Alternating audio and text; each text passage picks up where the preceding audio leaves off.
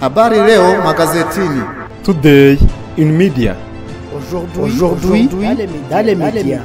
Uyu munsi mu itangazamakuru. Kuva kuwa mbere kugeza kuwa gatanu kuri Primo Media Rwanda.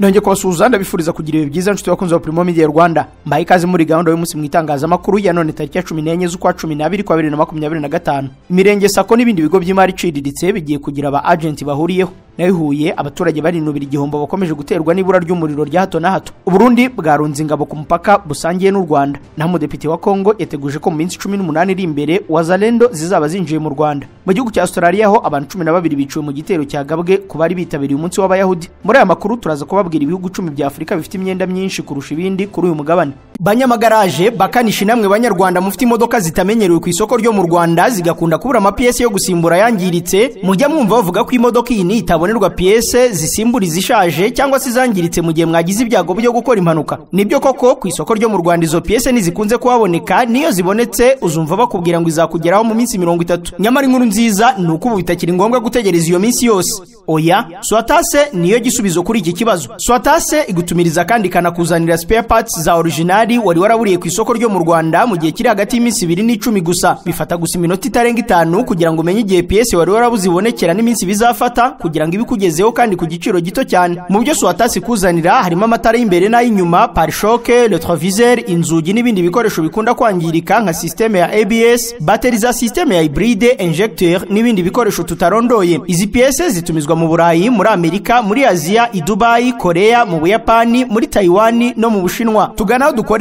Igikondo inyuma ya Nayebu, duhamagare cyangwa utwoherereza ubutumwa kuri WhatsApp 0788 67 85 cyangwa kuri 0787 02 45 wadusura kandi ku mbuga nkoranyambaga zacu kuri Instagram, YouTube, Facebook n'izindi mbuga twitwa Swatase. Wigeze wibaza ushobora kubona inzu nziza ku giciro ushoboye cyangwa se ubutaka bufite ibyangombwa butarimo ibibazo? Nta mpamvu yo gukomeza gushakisha, ibisubizo byose biraha. Imari Real Estate turagufasha kugura no kugurisha ibibanza, amasambu ndetse n'amazu yaba mato cyangwa manini. Dukata amasite meza kandi yizewe, tukayagurisha mu mucyo no mu bwitonzi.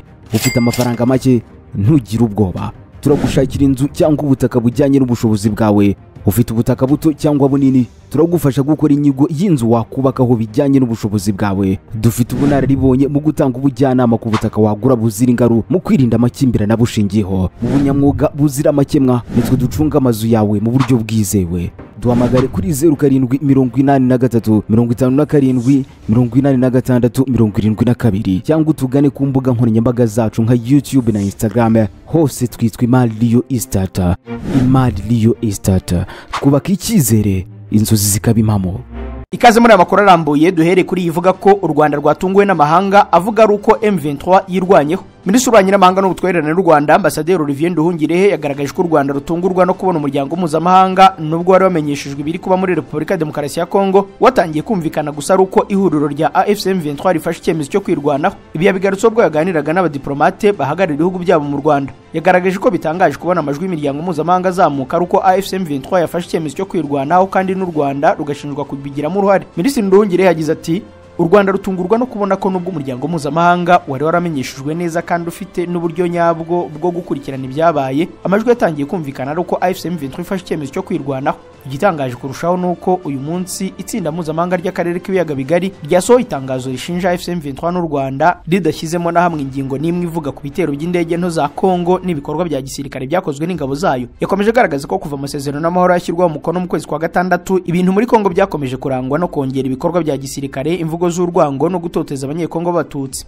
Ati nta munsi n'umwe zigeze zihagarika imirwano kuva ayo masezerano yashyirwaho umukono, ndetse na mbere yayo ubwirindiro bya FM23 bitari bigiterwa n'indege z'intambara za Kongo n'indege nto zitagira abapilote. Ingabo za Kongo zageze naho zigaba ibitero ku bikorwa bya gisivile nk'inganda.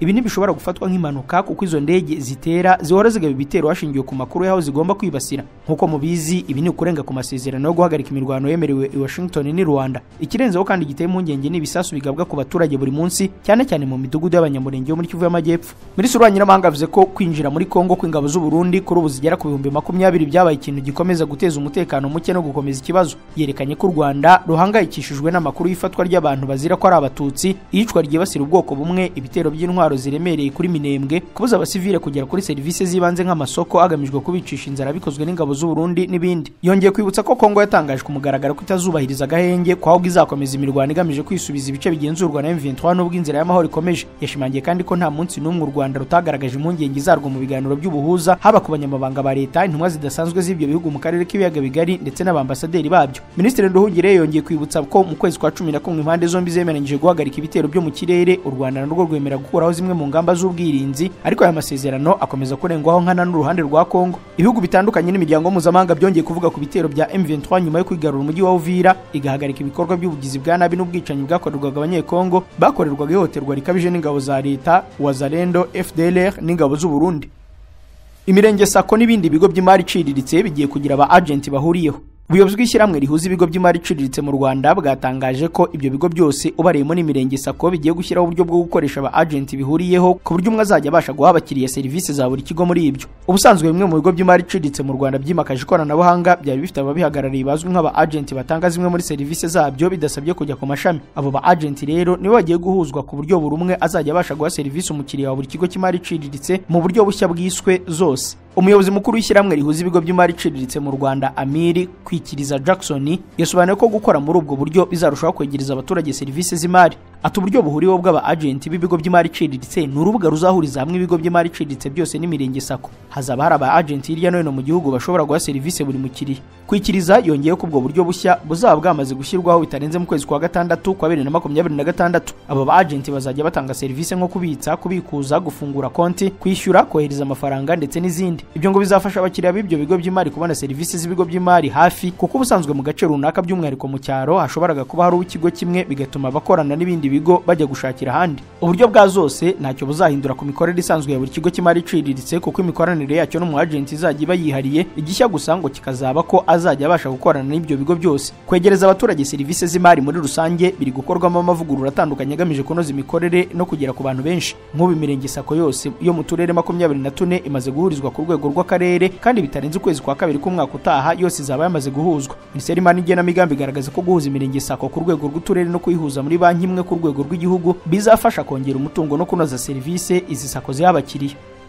Polisi y'u Rwanda yafasha abantu 8 bakurikiranwaho ubujura bw'ibikoresho by'ikoranabuhanga. Polisi y'u Rwanda mu bikorwa bitandukanye yagaruje ibikoresho by'ikoranabuhanga byibwe, hafatwa abantu 8 bakekwagaho kugira uruhare muri ibyo bikorwa by'ubujura. Ibyagarujwe byose ni telefone 29, mudasobwa 2 na kamera imwe mu bwoko bwa Canon byafatiwe mu mujyi wa Kigali n'Inyamata mu karere ka Bugesera. Mu kiganiro yagiranye n'itangazamakuru ku cyicaro gikuru cya polisi, umuvugizi wa polisi y'u Rwanda ACP Boniface Rutikanga yavuze ko mu bafashwe harimo abakekwaho kwiba, gucuruza no guhindura nimero iranga ibikoresho by'ikoranabuhanga bagamije kuyobya uburari ndetse n'ibindi. Ati 6 muri bo bafatiwe mu karere ka Bugesera, barimo 3 bakoraga ubucuruzi bw'ibikoresho by'ikoranabuhanga n'abatekinisiye 3 byagaragaye ko bifashishwaga mu kubihindurira nimero ibiranga kugira ngo bidakurikiranwa, mu gihe abandi 2 bakurikiranwaho ubujura bafatiwe mu mujyi wa Kigali. ACP Rutikanga yihanangirije abishora mu bujura bw'ibikoresho by'ikoranabuhanga n'uwari wese ugerageza kubatiza umurindi. Umuvugizi wa polisi y'u Rwanda kandi yaburiye n'undi wese ubitekereza guhindura imyumvire agakura amaboko mu mufuka agakora kugira ngo yiteze imbere, aho kumva ko azabeshwaho no kurarikira iby'abandi, kuko azakomeza ibikorwa byo guhangana nabo ku bufatanye n'izindi nzego z'ubuyobozi n'abaturage bagashyikirizwa ubutabera. Abafashwe bashyikirijwe urwego rw'igihugu rw'ubugenzacyaha kugira ngo akomeze iperereza ku byaha bakurikiranyweho. Hakaba hakomeje gushakishwa ba nyiri ibikoresho byafashwe kugira ngo babisubizwe. Amabwiriza agenga ubucuruzi bw'ibikoresho by'amashanyarazi n'iby'ikoranabuhanga byakoreshejwe avuga ko mbere yo kugura ibikoresho by'amashanyarazi cyangwa iby'ikoranabuhanga byakoreshejwe, ucuruza agomba kubanza kugenzura ko ubigurisha ari we nyirabyo wemewe n'amategeko. Itegeko rya 2018 riteganya ibyaha n'ibihano muri rusange, ingingo ya 116 ivuga ko umuntu wese uhamijwe n'urukiko icyaha cyo kwiba ahanishwa igifungo kitari munsi y'umwaka umwe ariko kitarenze imyaka 2, niyo azabu y'amafaranga y'u Rwanda atari munsi ya miliyoni 1 ariko atarenze miliyoni 2, imirimo y'inyungu rusange mu gihe cy'amezi 6 cyangwa kimwe gusa muri ibyo bihano. Ingingo ya 167 muri iryo tegeko ivuga ko ibihano ku cyaha cyo kwiba byikuba 2 iyo uwibye yakoresheje guca icyuho, kurira cyangwa yakoresheje igikoresho icyo ari cyo cyose gifungura aho utemerewe kwinjira. Kwiba byakozwe mu nzu ituwemo cyangwa isanzwe ibamo abantu cyangwa mu nyubako zikikije, kwiba byakozwe nijoro cyangwa kwiba byakozwe n'abantu barenze umwe. dukomereza amakuru mu karere ka Huye kimwe n'ahandi mu gihugu abaturage bakomeje kwinubira igihombo bakomeje guterwa n'ibura ry'umuriro rya hato na hato. Bamwe mu baturage ndetse n'abakorera mu bice bitandukanye by'igihugu by'umwihariko mu mujyi wa Huye barataka igihombo gikomeye bivuga ko bakomeje guterwa n'ibura ry'umuriro w'amashanyarazi rikunze kugaragara cyane mu masaha ya nimugoroba mu gihe imirimo yabo ibigeze ahashyushye. Ni ikibazo gikomeje kugarukwaho cyane namwe mu baturage batuye mu bice bitandukanye by'igihugu ariko by'umwihariko mu murenge wa Ngoma na Tumba bo bavuga ko ibura rya hato na hato ry'umuriro bakomeje guhura naryo mu masaha ya nimugoroba rikomeje kubateza igihombo gikomeye. Mu gihe abanyeshuri biga muri zimwe muri kaminuza ziri muri uyu mujyi wa Huye bavuga ko imyigire yabo igenda nabi. Sabayino Enoch wiga muri kaminuza y'imyuga y'u Rwanda ishami rya Huye avuga ko imyigire ye imaze iminsi igenda nabi cyane kubera ikibazo cy'ibura ry'umuriro w'amashanyarazi rikunze kugaragara cyane cyane mu masaha ya nimugoroba igihe abarimo asubiramo amasomo ye. Uyu munyeshuri yavuze ko kuri ubu bari kugorwa no kwiga bitegura ibizamini kubera iryo bura ry'amashanyarazi bigatuma batabona umwanya uhagije wo kwitegura neza ibizamini. Abakora imirimo itandukanye ishingiye ku mashanyarazi nabo bavuga ko ibura ry'umuriro ribashyira mu gihombo. Uwitwa Tuyisenge Olivier ukora muri salo yogosha iherereye mu murenge wa Tumba muri Huye yabwiye ikinyamakuru Ukweli Times ko amaze iminsi abura abakiriya kubera kubura umuriro ngo yagira n'amahirwe abakiriya bakaza umuriro ugahita ugenda. Ikibazo cy'ibura ry'umuriro w'amashanyarazi cyatangiye kugaragara mu ntangiriro z'uku kwezi kwa 12 aho umuriro watangiye kugenda mu masaha ya nimugoroba. Uretse mu karere ka Huye iki kibazo kiragaragara hirya no hino mu gihugu. Ubuyobozi bw'ikigo cy'u Rwanda gishinzwe ingufu REG bubinyujije ku rukuta rwa X tariki ya 12 bwatangajwe iki kibazo giterwa hanini n'imirimo yo gusana no kwagura imiyoboro y'amashanyarazi. Bagize bati turisegura ko fata ubuguzi bacu. Muri iyi minsi hari ibice bimwe na bimwe bikomeje kubura umuriro biturutse ku mirimo yo gusana no kwagura imiyoboro y'amashanyarazi. Turabasaba ko twihanganira no gufata ingamba zikwiye mu gihe turimo gukemura icyo kibazo. Ibi bibaye mu gihe hirya no hino mu gihugu abaturage bakomeje kwinubira iryo bura ry'umuriro rya hato na hato ribabuza gukomeza imirimo yabo kandi bamwe bakavuga ko babihomberamo mu gihe REG ivuga ko icyo kibazo kizakemuka mu gihe kitarambiranye. Mu kanya aya makuru turakomeza kuyavugwa hanze y'u Rwanda. Agaciro ko kwiga ikidage karuta kuri giciro. Banyeshuri musoje yisumbuye cyangwa kaminuza abari mu biruhuko n'abandi mwese mu byifuza Der Sprachenhub German Language Academy, ikigo cyigisha ururimi rw'ikidage ku buryo bwihuse kandi bugezweho kigatanga ubujyanama bugamije gufasha urubyiruko rw'u Rwanda n'abandi bose babyifuza kugera ku mahirwe yo kwiga, gukora, guhugurwa, kuminuza cyangwa gutura mu Budage. Ku ishami ryo rya Kigali Nyarugenge hamwe n'abafatanyabikorwa bacu turahamagarira buri wese ubyifuza ko mu Budage no mu bindi bihugu bikoresha ikidage hari amahirwe menshi agutegereje. Ushobora kwiga umwuga kandi uhembwa mu mashami atandukanye ariyo ubuvuzi n'ubuforomo, uburezi bw'abana bato, imyuga ngiro n'ikoranabuhanga, ubucuruzi na logistics ndetse na hotel and restaurant management. Amasomo atangwa kuva ku rwego rwa A1 kugeza kuri B2 ku ishami ryacu rya Kigali i Nyarugenge ku gahanda KN 89 ST ku nzu ya 9 muri etage ya 5. Ushobora guhitamo kwiga mu gitondo, nyuma ya saa sita, nimugoroba cyangwa muri weekend. Akarusha kandi muri Der Sprachenhub twiyemeje kugufasha. Tuguha amakuru ajyanye na admission na scholarship mu mashuri ndetse twaguhuza n'amahirwe yo kubona akazi ku bafite impamyabumenyi cyangwa impamyabushobozi. Tugutoza kandi tukaguha ubufasha mu kuzuza application no kuzinoza, tukagufasha gukora dosiye isaba visa ndetse tukaguha ikaze no kukumenyereza mu gihe ugiye gutura mu Budage. Ese wari uzi ko kwiga kaminuza mu Budage ari ubuntu? Iyandikisha nonaha. Ushobora kunyura kuri nimero yacu ya WhatsApp kuri 07 90 13 98 22. Mwicikanwa kuko abakozi n'abanyeshuri bazahitamo kwiga nimugoroba cyangwa muri weekend bazahabwa igabanyirizwa ridasanzwe. Hitamo Der Sprachenhub German Language Academy maze ugere kure. Hahibwota amasimbi, ubumenyi n'ubushobozi maze wiyubakira u Rwanda. Kubera ko ukigorwa no gukodesha inzu, wibwira ko abafite inzu bose babayeho mu munezero udashira. Yego hari abishimye pe, ariko hari n'abandi batari na bake bari mu marira kubera ko bubakiwe nabi nyamara baratanze za miliyoni nyinshi. Ikibazo bagize ntabwo ari umwaku, ni uguhitamo nabi ububakira. Nyamara iyo baza guhitamo Mess Limited, ubu baba bari mu munezero nk'abandi. Mess Limited ni sosiyete y'inzobere mu bwubatsi n'ibijyanye nabwo byose. Bakora design, bagakurikirana imishinga y'ubwubatsi, bakubaka, bagakora finissage, bagatunganya imbere mu nzu n'ibindi byose bigendanye n'ubwubatsi. Ntabwo abubaka bose ari abanyamwuga, bake cyane muri bo barimo Mess Limited nibo babikora vuba mu bunyangamugayo bwinshi kandi bakabikorera hose mu gihugu, haba mu mujyi wa Kigali no mu turere. Muri Mess Limited ntabwo ari twe twavumbuye ubwubatsi, ariko nta ubona inzu nziza atatunyuzeho. Wowe utubwira igitekerezo cy'inzu ufite, tukagufasha kuyishushanya no kuyubaka. Igitekerezo cyawe tugiye isuri kunogeye. Mess Limited ikorera ku Muhima hafi n'inyubako ya Sofaru mu nyubako Davis ikoreramo, ni muri etage ya mbere. Duhamagare cyangwa twandikire kuri 07 27 73 0860. wanasura urubuga rwacu rwa interineti wa3.mes.rawa. ngiyi imwe mu nzira nke zo gutunga inzu nziza mu Rwanda. Mu mukoro vugwanze y'u Rwanda, Uburundi bwamaze kwegeranya ingabo ku mupaka busangiye n'u Rwanda. Ikinyamakuru Tarifa cyandikirwa hano mu Rwanda cyatangajwe ko gifite amakuru y'uko hari ingabo z'u Burundi zibarirwa mu bihumbi zamaze kwegerezwa umupaka iki gihugu gihana n'u Rwanda. Abaturage baturiye aho hantu baravuga ko nyuma yo kubona ubwinshi bw'izo ngabo ngo byabateye kwibaza niba intambara hagati y'iki gihugu n'u Rwanda itari hafi kurota. Hari umwe muri bo utashatse ko amazina ye yandikwa wagize ati: umubare ugaragara w'ingabo z'u Burundi wamaze kwegeranywa cyane mu bice bya Gasenyi Nemba muri komine ya Busoni mu ntara ya Butanyerera iri mu majyaruguru y'u Burundi. Amajyaruguru y'iki gihugu akora ku majyepfo y'u Rwanda n'igice cy'uburasirazuba. Ababirebera hafi baravuga ko ibyo byakozwe mu rwego rwo gukumira ko u Rwanda rwatera Burundi. Mu yandi magambo, u Burundi ngo bufite ubwoba ko u Rwanda rwabutera, iyi ikaba impamvu yatumye bwohereza abasirikare ngo umunsi byabaye ngombwa bazazikumire. Mu ntangiriro za 2025 Perezida w'u Burundi Evariste Ndayishimiye yavuze ko umunsi AFC M23 yafashe umujyi wa Uvira azategeka ingabo ze zigatera u Rwanda zigafata Kigali, kandi ko kuva mu Kirundo kugera i Kigali ari hafi cyane. Iyo hanuganurwa umwuka w'intambara kandi igihugu kimwe kikegereza ikindi intwaro n'ingabo, ibintu biba bigeze kure ku buryo haramutse hatabayeho kwitonda intambara ya rota isaha n'isaha. Ibi bikunze kubaho hagati ya Pakistan n'Ubuhinde, ibihugu bituranye ariko bifitanye amasinde yo guhera mu gihe cy'ubukoroni. Ku byerekeye Burundi, andi makuru aravuga ko hari abasore b'imbonera kure bakorana n'izo ngabo mu gukora amarondo mu bice bituranye n'u Rwanda. Mu bice byinshi bya Butanyerera hamaze koherezwa umubare munini w'imbonera kure kugira ngo zifatanye n'ingabo z'u Burundi mu kwacunga umutekano. Imbonera kure ni urubyiruko rwashinzwe n'ishyaka riri ku butegetsi CNDD-FDD. Harimo mu baturage babwiye SOS Media ko umubare w'imbonera kure wakubwe gatatu. Uba bazigize bakabirirwa batemberana n'abapolisi mu bice by'icyaro kandi bakabikora kenshi ku munsi.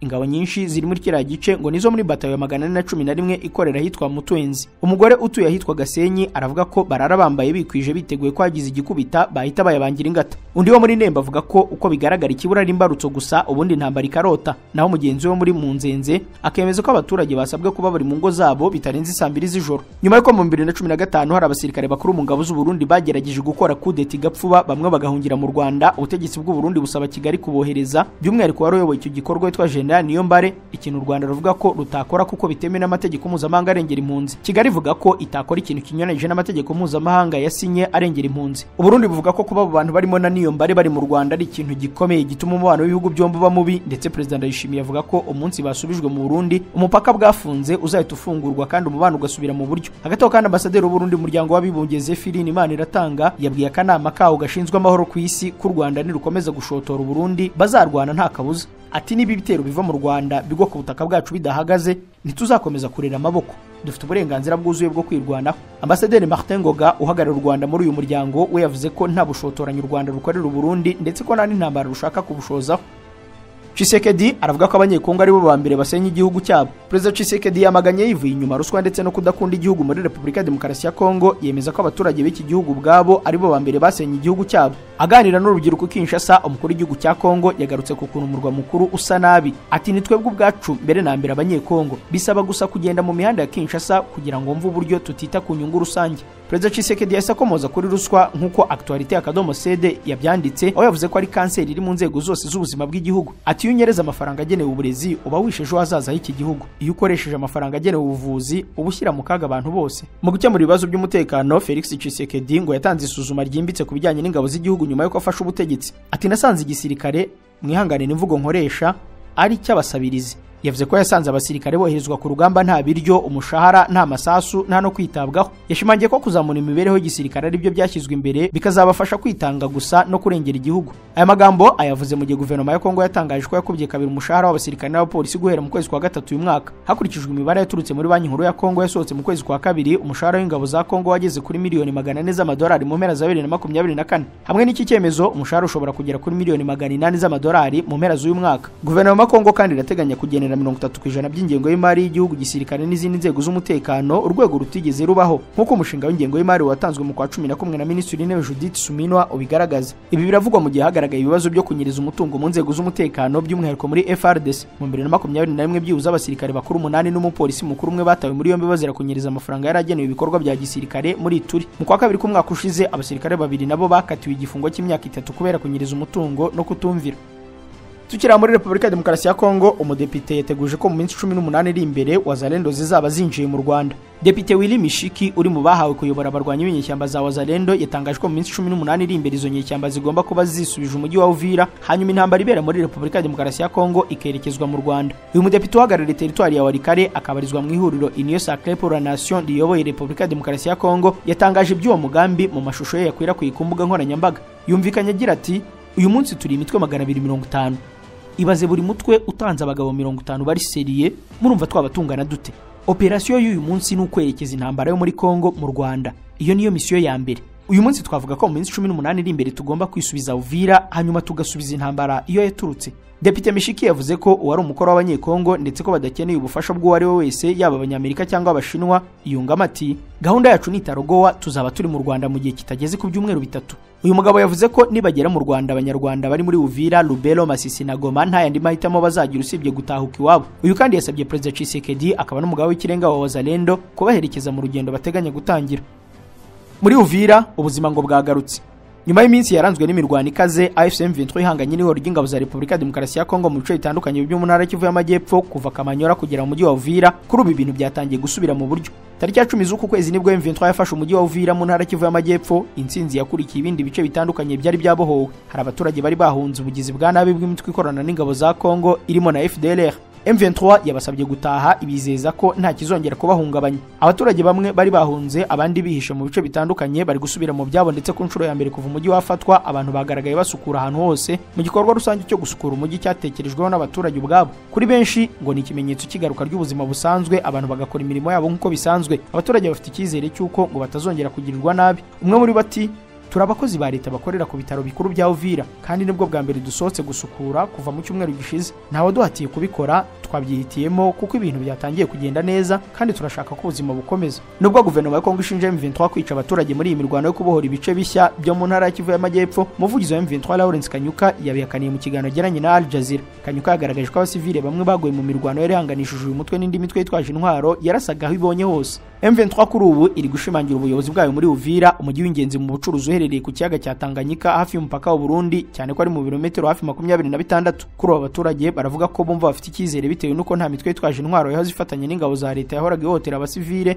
iri kugaragara muri ibi bice. Uvira ifite ubuso bungana na kilometero kare 207.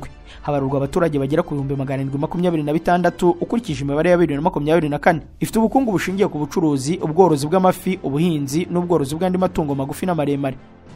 Museveni we ngo aribaza ku ruhare rw'abajenizi mu kubaka Uganda. Perezida wa Uganda Yoweri Kaguta Museveni yongeye kwibutsa urubyiruko rwo muri Uganda cyane cyane abajenizi ko rugomba kugira ibikorwa bifatika bigirira igihugu akamaro. Perezida Museveni yagereranyije ubuzima bwe akiri muto n'ubwo urubyiruko, avuga ko myaka 26 ishize we n'inshuti ze batangije Fronasa mu rwego rwo kubohora Uganda. Yavuze ko icyo gihe bari bafite intego yo guharanira ubwigenge n'ubusugire bw'igihugu, mu gihe urubyiruko rw'abajenizi bo muri iki gihe ngo bahugiye mu gushaka ibibashimisha, vibes n'umupira w'amaguru gusa. Perezida Museveni yabaje urubyiruko icyo ibya vibes bifasha igihugu, arusaba ko rwatekereza ku ruhare rufatika mu iterambere ry'igihugu. Ati mwa abajenizi kugeza ubu mwakoze ikibasha. Ngiye mu myaka 26 natangije urugamba rwa Fronasa rwo kubohora iki gihugu na Afurika, ariko mwebwe abajenizi icyo mba numva gusa ni vibe.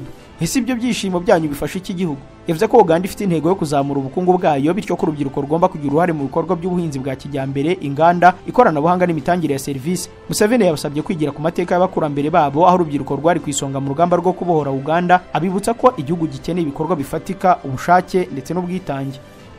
Mu gihugu cya Australia abantu 12 biciwe mu gitero cyagabwe ku bari bitabiriye umunsi w'abayahudi. Abantu 12 ni bamaze kubarurwa ko baguye mu gitero cyagabwe n'abagabo babiri barashe mu bantu bari baje mu munsi mukuru w'idini ry'abayahudi bita Hanukkah. Barasiwe ku nkombe z'amazi aho baje kwishimana n'abandi, kandi polisi yo muri Australia ivuga ko mu bapfuye arimo n'abana. Iki gitero cyagabwe kuri abo bantu ubwo bishimiraga uwo munsi ahitwa Bondi Beach muri Australia, ahantu hakunze kwitabirwa na ba mukerarugendo benshi. Ababibonye bavuze ko bagiye kubona bakabona abagabo babiri bavuye mu modoka ya Honda hari saa 12 z'igitondo cyo kuri iki cyumweru, batangira kurasa mu bantu kandi bakarasa umwe bakongera bakarasa undi gutyo. Ngo mu gihe gito bari bamaze kurasa amasasu 30. Cyamakuru Daily Mail n'amafoto yacyo cyerekanye umugabo witwa Naved Akram w'imyaka 20 24 arasira abantu ahantu hirengeye ahagaze ku kiraro. Uretse abantu 12 bahasize ubuzima, ari abandi 29 bakomeretse barimo n'umupolisi ubuzima bwe bukaba bugeze habi. Abo bose boherejwe mu bitaro bitandukanye biri mu murwa mukuru Sydney. Minisitiri w'Intebe wa Australia Anthony Albanese yamaganye iki gitero yisi cy'iterabwoba. Ati iki ni igitero cyapangiwe kwica abayahudi bo muri Australia ku munsi wabo wa Hakuna, usanzwe ari umunsi w'ibyishimo, umunezero no kwizera. Akram yarashwe ntiyapfa, kuri barafunzwe, ariko uwo bari kumwe we yarashwe arapfa. Urugo rwa Akram narwo rwahise rugotwa na polisi kugira ngo irusake, kandi yaramaze umwaka umwe arwimukiyemo.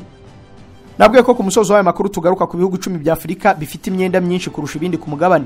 Birasa naho umwenda wugarije Afurika udahangayikishije cyane abayobozi b'uyu mugabane. Nyamara mu kwezi kwa gatanu k'umwaka ushize umuryango w'ubumwe bwa Afurika wakoze inama ya mbere mu rwego rwo kurebera hamwe no gufata ingamba zo kuwugabanya. Inama yabereye i Lomé mu murwa mukuru wa Togo. Muri inama hamenyekanye ko ibihugu birenga 20 bya Afurika biri mu bihe by'imyenda irenze, nk'uko byatangajwe na Claver Gatete, umunyamabanga nshingwabikorwa wa komisiyo ishinzwe ubukungu y'umuryango w'abibumbye ishinzwe Afurika mu 2024. Imigabane y'imyenda yo ku mugabane wa Afurika yari hafi miliyari 860 z'amadolari ugereranyije na miliyari 1000 mu gihe kitarenze imyaka 10 ishize. Uku kwiyongera kudasanzwe kw'imyenda biratera ibibazo byinshi byo kutishyura mu bihugu byinshi bya Afurika muri rusange. Abaguriza cyane leta za Afurika harimo Banki y'Isi, Ikigega Mpuzamahanga cy'Imari, Banki y'Afurika y'Iterambere, Ubushinwa ndetse n'abandi. Usibye ababaha imyenda cyane Afurika, isoko mpuzamahanga ni isoko rya kabiri ritera inkunga ibihugu bya Afurika. Ibi bihugu biguza cyane icyiciro cy'abashoramari bigenga. Hagati ya 2015 na 2024 umwenda wa Afurika ugereranyijwe n'umusaruro rusange w'imbere mu gihugu warazamutse uva kuri 44% ugera kuri 66%, nk'uko bigaragazwa n'imibare y'ikigo mpuzamahanga cy'imari IMF. Mu minsi ishize itsinda ry'impuguke 25 zigenga zirimo witwa Kevin Ulama, impuguke mu bukungu mu itsinda rya Banki y'Afurika itsura amajyambere, bakoze raporo ku myenda.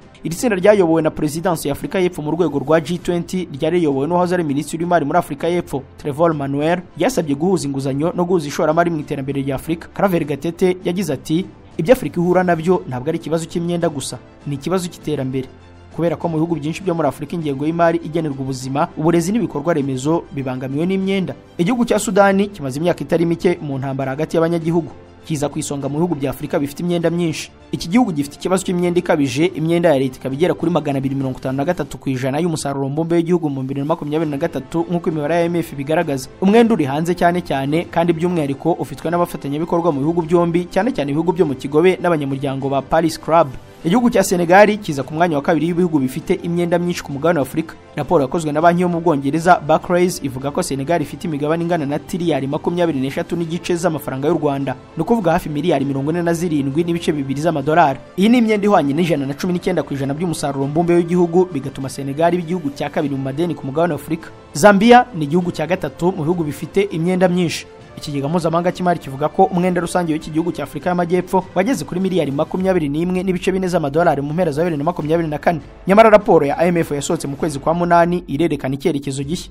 Biteganyijwe ko umwenda rusange uzagera kuri 91.1% by'umusaruro mbumbe w'igihugu mu mpera z'uyu mwaka, ugereranyije n'114% byariho mu 2024. Cap Vert iherereye ku nyanja Atlantique ku nkombe za Senegal, nacyo ni kimwe mu bihugu bifite umwenda munini muri Afurika. Nubwo umwenda rusange w'ibi birwa ugenda ugabanuka ukamanuka kuva ku 127.7% by'umusaruro mbumbe mu 2022 ukagera ku 114% muri 2023, ukomeje kuba munsi y'100% y'umusaruro mbumbe w'iki gihugu uhagaze ku 109.4%. Ku mwanya wa gatanu haza Repubulika ya Kongo. Nubwo umwenda wa Repubulika ya Kongo ugenda ugabanuka kuva ku 103.6% mu 2020 ukagera kuri 93.6% mu 2024, urwego uriho rukomeje guhangayikisha iki gihugu gitanga peteroli muri Afurika yo hagati. Nkuko IMF bigaragaza, umugabane w'imbere mu madeni wariyongereye, wongerera n'ingufu igitutu cy'inguzanyo kuri iki gihugu. Gutanga imyenda ku isoko ryo mu karere byatwaye hafi 1/2 cy'amafaranga yinjira mu mpera za 2024 muri Repubulika ya Kongo. Mozambique iri ku mwanya wa gatandatu mu bihugu bifite imyenda myinshi ku mugabane wa Afurika. Mu mpera za 2024 umwenda wa Mozambique wagereranyijwe na miliyari 16 na miliyoni 238 z'amadolari. Mu kwa gatatu uyu mwaka guverinoma ya Mozambique yatangajwe ko idashobora kuzuza inshingano z'amafaranga. Umwenda wa leta wari ugeze ku ntera iteye ubwoba, urenga 100% by'umusaruro mbumbe w'igihugu nk'uko bigereranywe n'ikigega mpuzamahanga cy'imari. Ku mwanya wa karindwi ari igihugu cya Misiri. Imibare rusange y'igihugu cya Misiri yerekanaga umwenda ugera hafi kuri 83% by'umusaruro mbumbe w'igihugu mu 2024, nk'uko imibare ya banki nkuru ya Misiri ibigaragaza. Igice cya mbere cy'umwaka w'ingengo y'imari wa 2024-2025 wonyine kigaragaza ko serivisi z'imyenda zatwaye leta amafaranga angana na miliyari 21 na miliyoni 300 z'amadolari. Ibi bikaba byotse igitutu gikomeye ububiko bw'ivunjisha nk'uko IMF bigaragaza. Igihugu cya munani ni Malawi. Umubare w'amadeni n'umusaruro mbumbe wa Malawi uragera kuri 88%. Malawi iza ku mwanya wa 8 mu bihugu bifite imyenda myinshi ku mugabane wa Afurika nk'uko IMF bigaragaza. Iki gihugu giherereye muri Afurika y'Amajyepfo gifite ubuso bwa kilometero kare 118,480. Gifite abaturage miliyoni 22,729. Mu 2024 umwenda wa Malawi wagereranyijwe hafi na miliyari 10 na miliyoni 300 z'amadolari. Ku mwanya wa 9 hari Maurice. IMF ivuga ko Maurice yanditse umwenda rusange wa 88% by'umusaruro mbumbe wayo mu 2024. Nubwo uyu mwenda utaragera ku rwego rwo hejuru rwa 91.9% by'umusaruro rusange wabonetse mu 2020, uracyari munini cyane ku gihugu kimwe cya Afurika gisanzwe kiri imbere mu iterambere ry'abantu no mu mafaranga umuturage yinjiza. Igihugu cya Guinea Bissau kiza ku mwanya wa 10. Iki gihugu cyongeye kwishora mu bibazo bya politike nyuma y'uko ubutegetsi bwahagaritse inzira y'amatora. Guinea Bissau iri mu bihe by'amadeni arenze urugero nk'uko isesengura rirambye ry'imyenda ryashyizweho na IMF mu kwezi kwa 11 kwa 2024 bigaragaza. Umwenda rusange usigaye ugera kuri 82.3% by'umusaruro mbumbe mu 2024. Umwenda w'imbere wonyine uragera kuri 55.5% by'umwenda wose. Abaterankunga nyamukuru b'igihugu mu myenda yo hanze ni Banki y'Isi ndetse na Banki y'Iterambere rya Afurika y'Uburengerazuba. Shito bakunze wa Primo Media Rwanda, ibihugu 10 bifite imyenda myinshi ku mugabane wa Afurika nibyo dusoreje gahunda y'umunsi mu itangazamakuru ya none ku itariki ya 14 z'ukwa 12 kwa 2025. Jean de Dieu Kanijabo ndabashimiye ko mwana mudukurikiye, ndabarakiye komeza ko rindi biganiro bikuru urubuga mugira amahoro. Waje muri Amerika cyangwa muri Canada gushaka ubuzima bwiza, ariko se wabuze ko ushobora no kubaka ubukire buzaramba mu muryango wawe? Warren Buffett ati, don't save what is left after spending, but spend what is left after saving. Ntukizigama yasigaye umaze gusohora amafaranga, isohora yasigaye umaze kwizigama. Family Bank cyangwa Indexed Universal Life niho hantu buhizeweho kwizigama amafaranga yawe wakoreye. No buryo butuma amafaranga yawe agenda yiyongera uko imyaka ishira, kandi ushobora kuyabona igihe cyose uyakeneye. Iyi gahunda si ejo hazaza gusa, ni gahunda iguha amahirwe yo gukuba amafaranga yawe uciwe. Iyo upfuye umuryango wawe ubona amafaranga yawe vuba, nta misoro nta n'imanza. Iyo urwaye bikomeye nka kanseri, stroke cyangwa umutima, iyi gahunda iguha amafaranga yo kwivuza ukiyakeneye. Robert Kiyosaki ati, it's not about how much money you make, it's about how much money you keep, how hard it works for you and how many generations you keep it for. Ntabwo ari nangahe winjiza, ni nangahe wizigama, agukorera bingana iki kandi n'ibisekuru bingahe uri kuyabikira. Iyi gahunda si yawe gusa rero, ni n'iy'abana bawe ukunda. Ushobora kubateganyiriza none maze ejo bakazaba miliyoneri. Iyi si assurance gusa, ni banki yawe bwite mu muryango, ni umutekano wawe, ni ubwigenge bwawe. Ku bindi bisobanuro wakwandikira umujyanama mu by'ubukungu akagusobanurira kuri WhatsApp ariyo guteranya 1-860-56-52-17 cyangwa kuri email ariyo niyomugabo b25@gmail.com. Nawe tangira none wubake The Family Bank yawe. Ubukungu bw'ibisekuru buhera none.